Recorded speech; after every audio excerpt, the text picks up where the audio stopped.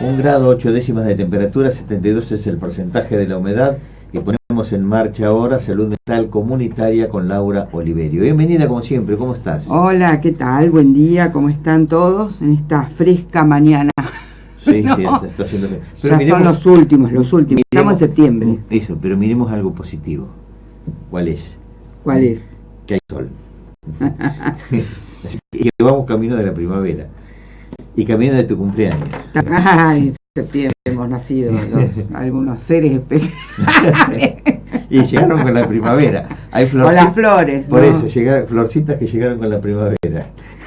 No, es lindo septiembre. ¿Te acordás que nosotros hablamos, y un poquitito lo que te quiero hacer referencia hoy, que las estaciones, que el clima influye en nuestra salud mental, y septiembre la verdad que es un mes que lo predispone a uno de otra manera. Te quería contar esto, sí, porque había traído otro, pero me pareció interesante. La Organización Panamericana de la Salud, que ustedes saben que es un organismo que depende también de la Organización Mundial de la Salud y toman distintas temáticas para cada mes. El mes de septiembre en este año, el mes de septiembre siempre es el mes es el día de la prevención del Alzheimer. Sí. Cuando hablamos del día D, no quiere decir que sea el día del Alzheimer, es el día que justamente se pone para que hablemos y recordemos todas estas cosas que tienen que ver con los distintos temas. Y la Organización Panamericana de la Salud en septiembre ha tomado como eslogan: hablemos de demencia. Porque sabemos que el Alzheimer es una demencia, y hay algo interesante que quería compartir desde esta campaña de concientización que se ha hecho para las regiones de las Américas. Hay unos números interesantes. O sea, el Alzheimer es un tipo de demencia, pero hay muchos, ¿no? Hay más en el mundo 50 millones de personas, y ese número aumenta cada 3 segundos, ¿no? Entonces parece interesante ver qué es lo que pasa con esto de la demencia. Y muchos nos asustamos frente a esto, sobre todo cuando uno va llegando a una edad y se empieza a olvidar las cosas, bueno, ¿no? Y hacemos como chiste: me visita el alemán, el Alzheimer esto, y lo tomamos como en broma. Y por un lado hay gente que no le da bolilla, y por otro lado hay gente que se preocupa demasiado. Bueno, el otro chiste es el italiano, franco deterioro. Bueno, también. Pero hay la Organización Panamericana de la Salud da 10 signos que me parecen importante poder recordarlos para todos los que, si me deja acá quería leerles, pero te va a dejar leerlo. Bueno, a ver, hace una diferenciación, por ejemplo, entre lo que es viste que uno se preocupa cuando, ¿dónde dejé los anteojos? ¿Dónde dejé la llave? No. La cosa es este tipo de olvidos que tienen que ver. ¿Dónde está el portadocumento que necesito el documento precisamente o la tarjeta para...? No. Y bueno, una cosa es ese tipo de olvidos que son de ahora comunes, podríamos llamarlo, para no decirle normales ni nada, es de eso. Cotidianos. Claro, cotidianos. Y otra cosa es estar hablando con tu vecino, olvidarte el nombre y no saber qué es tu vecino. ¿Se entiende lo que te digo? Sí.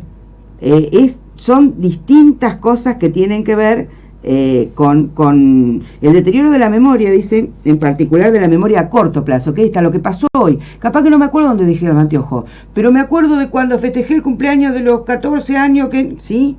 La memoria a corto plazo es un síntoma incipiente que hay que tener cuidado.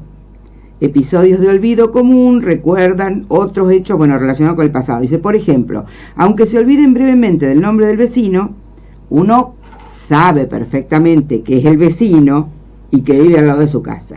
Cuando uno tiene demencia, no sabe, no solo se va a olvidar el nombre, sino que no sabe el contexto, que esa es la persona que vive al lado de su casa. Se empieza a no ubicar en tiempo y espacio. Sí, bueno, exacto. Pero esa diferencia, como correcto, para que no se asuste el que no te tenga que asustar y para que tenga, digamos... precaución quien lo tiene que tener. Claro. Entonces, por ejemplo, bueno, no puedo, no me anda acá pero ¿cuáles son? Cuando olvido datos de información, ¿no? Una cosa es que yo salga en el auto y me equivoque de calle. Claro. Y otra cosa es que no sepa dónde voy a ir. Bien. ¿Sí? ¿Dónde estoy yendo?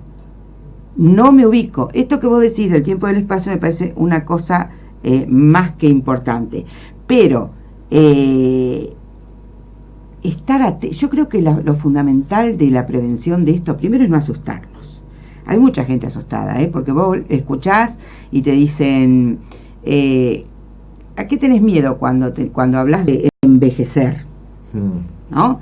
Y uno, bueno, tengo miedo a tener Alzheimer. Sí. Este es un tema bastante recurrente.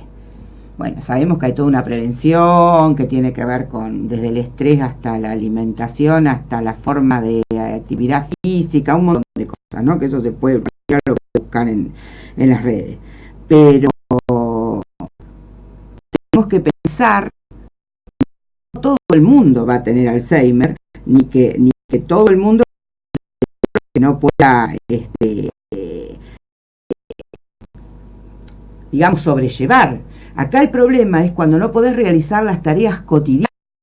Una persona un puchero, un día se levanta y no sabe qué poner el puchero. Son los ingredientes del puchero. O le pone una cosa que es que no tiene nada que ver. Claro, sí. ¿No? Como, no sé, azúcar, o se entiende esto. O, por ejemplo, las actividades cotidianas son los que más nos marcan eso. Y por eso, muchas veces, los familiares, los hijos de las personas mayores tienen que estar atentos a esto. Y darle bolilla. No decirle, ya se te va a pasar, andá y descansar un rato y demás. Hay que estar atento a esto porque cuanto más pronto se detecte un Alzheimer o cualquier otra demencia incipiente, más fácil y tratable es. Entonces hay que estar atento, no es una cuestión de risa o de una persona que con un día como hoy sale vestida con una remera sin manga a la calle. Primaveral. No es casual ni es para reírse. Es para mirar lo que le está pasando, su centro térmico, el regulador de su temperatura, un montón de cosas que tienen que ver con eso. Entonces, ver cuáles son las acciones, si la persona ha cambiado mucho, pero obviamente que hay cosas en nuestra memoria que la función de la memoria va disminuyendo. Por eso están los grupos de la memoria y por eso es importante trabajar en ellos y hacer prevención y trabajar tener como uno va a hacer gimnasia o va a hacer actividad física, también ir a hacer actividad para nuestro cerebro, ¿no? Que hay mucho, ya las neurociencias y todo eso hablan de eso y están justamente todos los ejercicios y las cosas para tener nuestra función de la memoria activa y poder prevenir mucho todas estas cosas.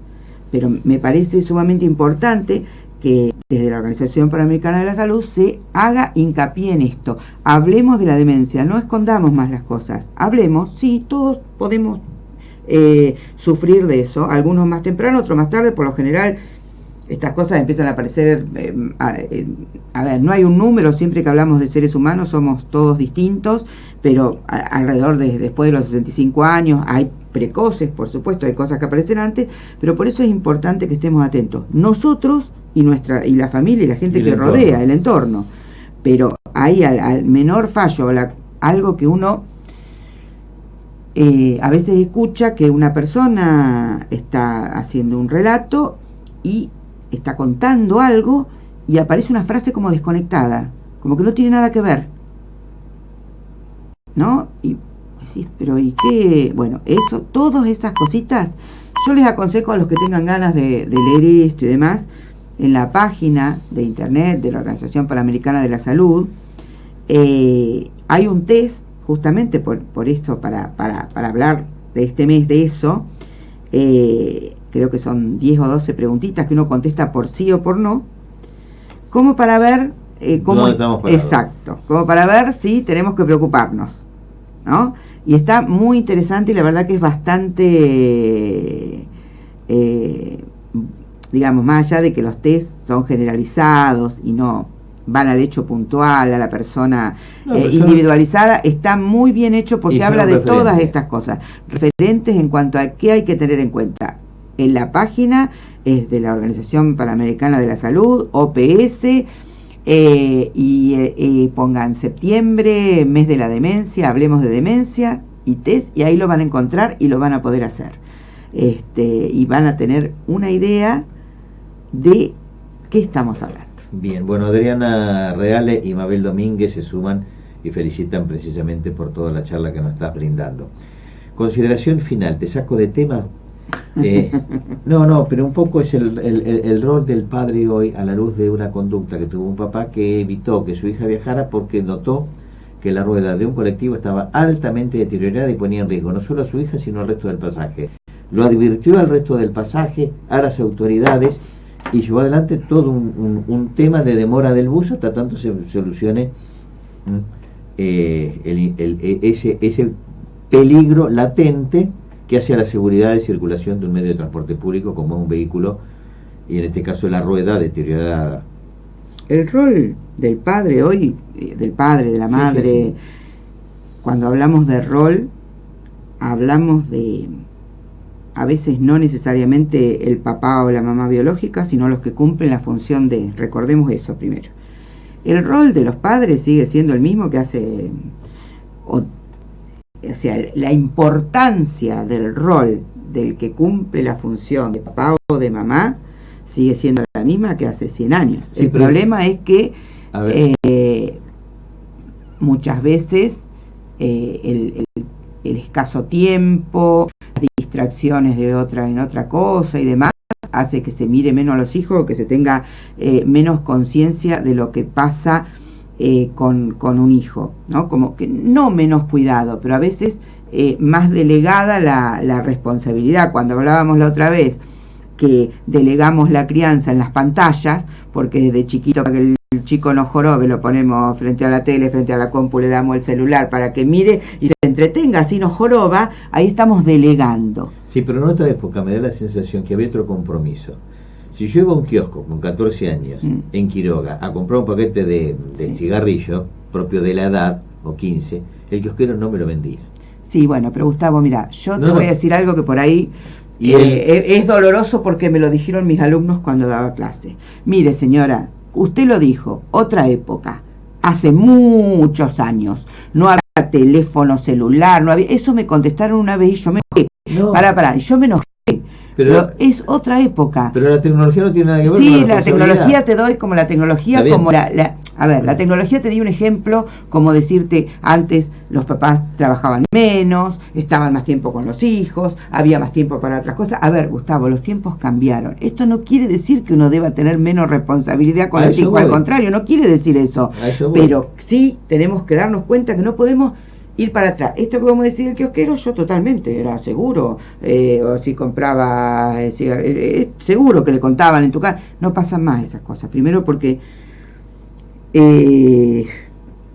es largo, esto no podemos hablarlo en 2 minutos. Yo creo que lo tomamos para la próxima vez si querés, sí, y lo charlamos, pero yo creo que la función materna y paterna se ha transformado, es distinta. Obviamente que debe seguir dando la contención desde todos los aspectos que necesita un ser humano para crecer y sentirse seguro, firme y demás, pero es muy complicado en la época que vivimos, estos entornos distintos que vivimos. Por supuesto que yo también felicito al papá que hizo eso. Bien, Laura, muchas gracias como siempre. Gracias a vos. Bueno, 4 minutos pasaron de la hora 9, ya se reacomodó una cámara, gracias a Dios, de las 3 ya están dando 2. Le agradecemos a Laura Oliverio en Salud Mental Comunitaria el mensaje que nos deja, bueno, y esta reflexión final, un poco el rol del papá en la era en la que estamos viviendo. Brevísima pausa y tenemos mucho más para contarte, no te vayas.